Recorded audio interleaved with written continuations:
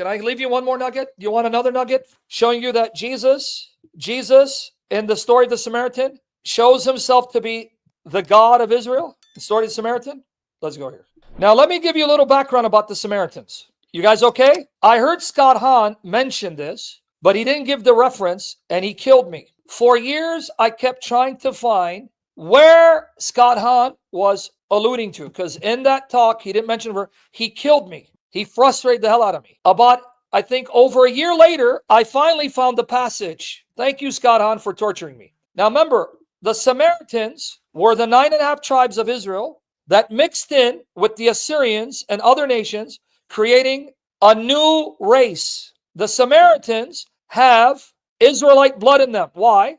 Because originally Samaria was the capital of Israel. Samaria was the capital of the northern kingdom. When the Assyrian king attacked Samaria in the 8th century, Assyrian king Sanherib attacked. He took the 9.5 tribes, relocated them, and mixed them in with other nations. And from that union, the Samaritans were created. That's why the Jews despised them, because they consider them half-breeds. Okay, now watch. Jews and Samaritans hated each other and would not contact each other. And did you know, this is a fact, the shortest way from Galilee to Jerusalem was go through Samaria. The shortest way to get to Jerusalem, if you're from Galilee, is go through Samaria. But the Jews, out of hatred for Samaritans, would go around Samaria and take the long way because they don't want to have any contact with them. So that's number one. Number two, I need you to listen to this. It was considered unbecoming for a rabbi to engage a woman.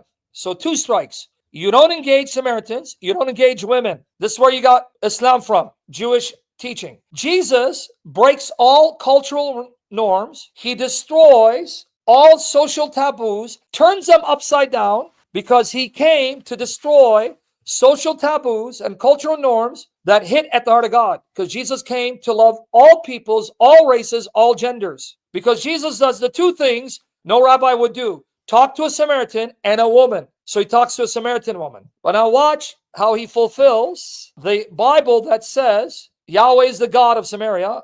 Watch it. And he had to pass through Samaria. So he came to a city of Samaria called Sychar, near the field that Jacob gave to his son Joseph. And Jacob's well was there.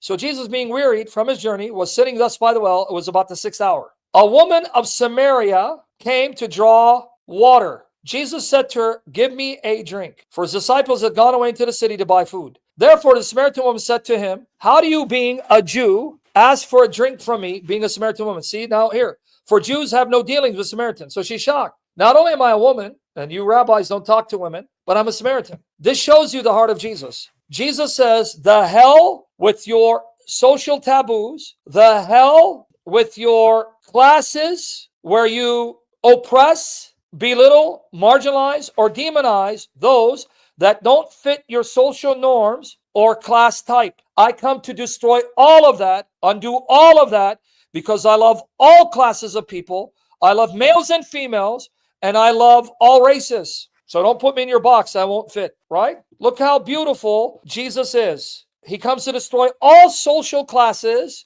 that discriminate, marginalize, oppress, and demonize others that don't fit your social class, destroy all racial barriers and gender discrimination. That's Jesus. So women, that should make you happy.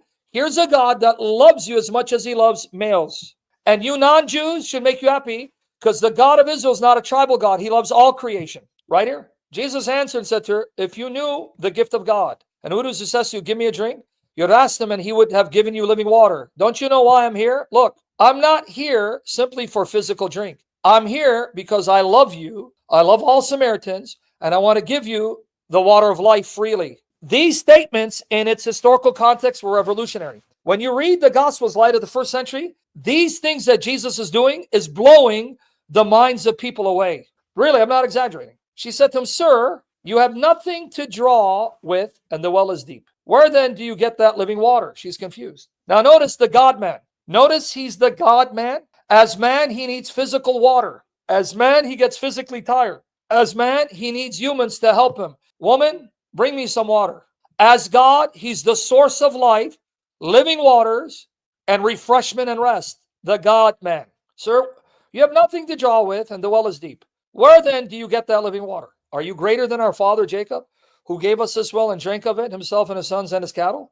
Jesus answered and said to her, everyone who drinks of this water will thirst again. And the reason why I came here, because here's the other instance where he uses the term woman for the Samaritan. So it's actually 5 times. But again, remember, I was thinking Mary twice, Mary Magdalene, her. And that's why I went to this passage, because nope, there's another instance. Calls her woman. Notice, in every context he calls someone woman, there's some significance. Okay, now watch here. Jesus said to her, everyone who drinks of this water will thirst again. Whatever drinks of that water that I will give him will never thirst, ever. But the water that I will give him will become in him a well of water springing up to eternal life. See the God-man? As God, he can give you everlasting, immortal life, peace, rest, and love.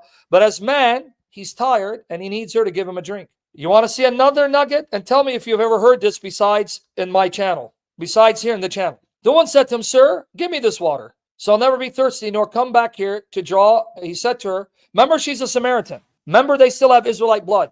Remember, Samaria was the capital of Israel. Go, call your husband and come back here. Now watch how deep this is. Watch how deep this is. He said to her, go, call your husband and come back here. The woman answered and said, I have no husband.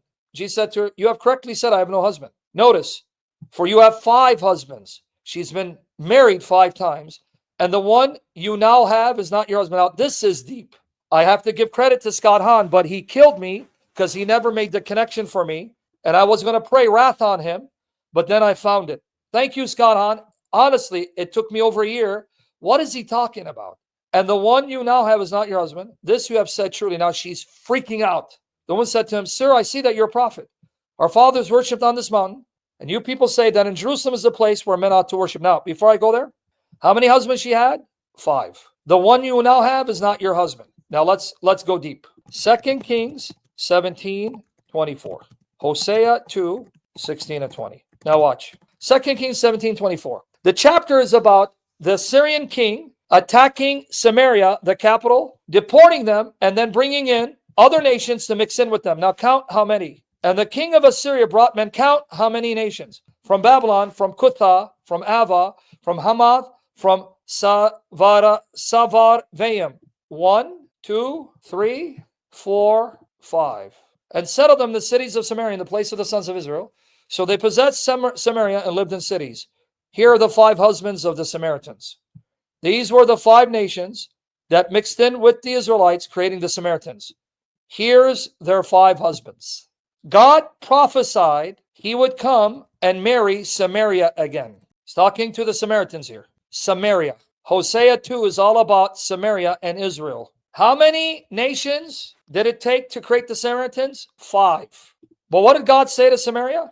Hosea 2:16-20. It will be in that day, declares Yahweh, that you will call me Ishi. Ishi means my husband. But why does he want them to use the Hebrew word Ishi? Because if you don't know this, the word Baal can mean Lord, husband, or master. So you'll find in the Hebrew Bible, God called Baal. They would say Bali. Yahweh is my Baal, meaning my Lord, my husband. He goes, I don't want you to use that word anymore. Learn the principle. I don't want you to use Baal and call me your Baal, even though it can mean Lord, master, husband, because I don't want you to think of Baal anymore. I don't want you to think of Baal anymore, because the word Baal may get you tempted to go worship the false god Baal and all his different mutations. So I want to erase even that word, so you don't use it for me, because I want to get Baal out of your hearts. So start calling me Ishi. Use the Hebrew word for husband, Ish. Don't use the Hebrew word Baal anymore, because I don't want you to think of that name, because I don't want you to think of Baal. Okay, we got it here? And that day, declares the Lord, you will call me my husband, and will no longer call me my master. So I will remove the names of the Baals from her mouth. Now watch. So that they will be remembered by their names no more. And in that day, I will cut out a covenant for them with the beasts of the field, the birds of the sky, and the creeping things of the ground. I will break the bow, the sword, and war from the land. I will make them lie down in security. Notice, and that day I will come and marry you. I will marry you again. I will be your husband again. I will betroth you to me forever. Indeed, I will betroth you to me in righteousness, justice, in love and kindness and compassion. I will betroth you to me in faithfulness. Then you'll know Yahweh. So did you see the promise? He says to Israel, the northern kingdom, Ephraim, the northern kingdom, the capital being Samaria, I will marry you again and I'll be your husband. But what happened in Samaria? 5 nations came mixed in with the Israelites pertaining to Samaritans. But Jesus, because he's God, cannot lie. He came to fulfill his promise. He came to marry the Samaritans. That's why he said, you have spoken well. You have 5 husbands, but the one now is not your husband. Me. I am here and I'm not your husband yet, but I've come to marry you. Here is Yahweh, the God of Samaria, saying, I have come to marry you like I said. You've had 5 husbands, and the one with you now, me, is not your husband, not yet. So who did Jesus make himself out to be? Yahweh, the God of Samaria, coming to fulfill his promise. So though the woman herself had 5 husbands, she's a picture of Samaria.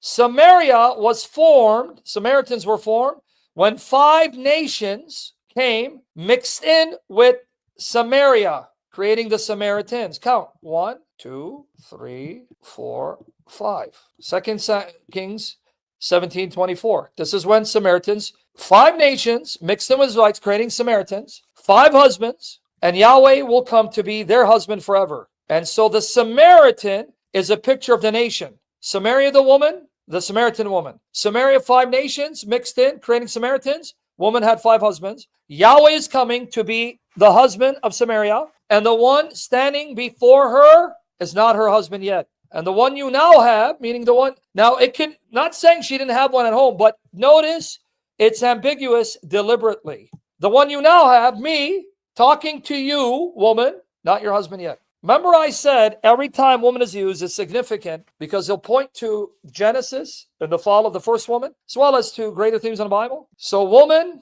believe me, an hour is coming when neither in this mountain nor in Jerusalem you'll worship the Father. You worship what you do not know. We worship what we know, for salvation is from the Jews. There you go. Another nugget from John where Jesus depicts himself as Yahweh God, the husband of his people. And it's not just John. Let's see who the husband is and compare it with Isaiah 54:5. And then we're done. Jesus explaining why his disciples don't fast. Mark 2:18-20. And John's disciples and the Pharisees were fasting. And they came and said to him, why do John's disciples and Pharisees fast, but your disciples do not fast? Now look, why? And Jesus said to them, can the attendants of the bridegroom fast when the bridegroom is with them? I'm with them. When I'm with them, it's time for celebration. So as long as they have the bridegroom with them, they cannot fast. But the days will come when the bridegroom is taken away from them. Jesus was taken away, he's in heaven. Then they will fast in that day. So you learn Jesus commands fasting. Jesus commands fasting. He says, see, you will fast when I'm taken away. So why don't his disciples fast? Because their husband's with them. I am their husband. I am the spiritual husband of the church. So when the husband is there, you celebrate. When the husband is taken away, then you remorse. So did you see who the bridegroom is? He. You caught it, right? Houston, we got a problem. Because Isaiah 54:5 says, one is your husband, Yahweh of hosts, not a creature, the God of all the earth, the one who made Israel. For your husband is your maker. And who made you, Israel? Yahweh of hosts, who's the God of all the earth. How can Jesus say he is the husband of Israel and Samaria and the church if he's not Yahweh God, the God of all the earth, our maker? How could he say that? Now, do you really want to get blown away? Do you really want to get blown away? Really? So we can edit? Isaiah 54:5. Isaiah 54:5. I'm going to give you the link to the article in this. For your husband is your maker, Yahweh of hosts. Okay. The word husband, Ba'alaik. I'm trying to say how you pronounce it as Hebrew. Ba'alaik. Go put your cursor. It's a plural masculine participle. It's literally your husbands. It's not husband. It's not singular. The word makers, asai, asai is plural. Plural participle. Plural masculine participle. It's literally your husbands are your makers. Yahweh is husbands and makers, plural. It's plural in the Hebrew. The one God, Yahweh, because notice, Yahweh, Sevaot, Shemo, name, is his name, is singular. Holy One, singular. Kadosh, Elohe Kal Haaretz, plural Elohim. Why is it plural? Why does it literally say, your husbands are your makers, and your husbands who are your makers is Yahweh of hosts? And if you don't believe me, in my article here, I'll show it to you. I give you in transliteration. The word asaic is the plural participle of asa, and balaika or balaik is a plural noun form of Baal, and can therefore be read, for your makers are your husbands. This is a fact. They can't deny it. Don't let them lie to you. They can't deny it. So how is Yahweh God makers? How is Yahweh God husbands? How is Yahweh God creators, plural, when he's one God? Because he's the Trinity. And I'll give you this final one. Ecclesiastes 12:1. You go to Bible Gateway, you do Young's literal translation. Creators. Remember also thy creators. Plural. There we go.